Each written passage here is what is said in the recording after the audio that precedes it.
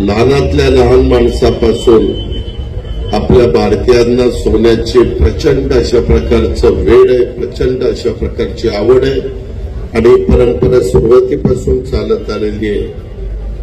परंतु एकंदरीतच लोकांचं राहणीमान बदलत आहे, परचेसिंग पॉवर वाढतीये आणि त्यावेळेस साहजिकच प्रत्येक जण सोन्याचे दुकानामध्ये जाऊन चांगल्या पद्धतीचं सोनं घेण्याचा प्रयत्न करतात। उद्याच्याला कुठला प्रसंग आला तर सोनं त्या बाबतीमध्ये आपल्याला मॉर्गेज पण ठेवता येतं बँकेमध्ये आणि 2 पैसे पण त्यामध्ये नड भागवता येते।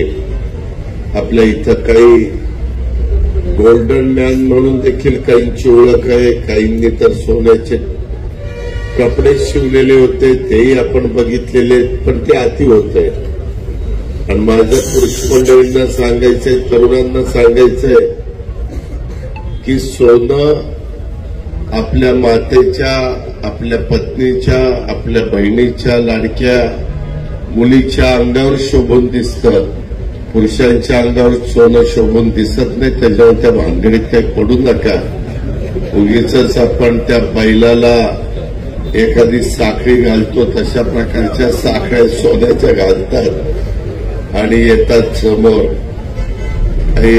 खरं तर ते त्यांच्या पैशाने येतात, मला त्याच्याबद्दल काही बोलण्याचा अधिकार नाही, पण त्यांनी तेवढं सोनं त्यांच्या घरातल्या ते स्त्रीधन म्हणून आपण बघत असतो, त्यांना दिलं तर ते जास्त चांगलं होईल। नवीन घडामोडी पाहण्यासाठी आजच आम्ही मुंबईकर 24 तासला लाईक करा, सबस्क्राईब करा आणि अपडेट रहा।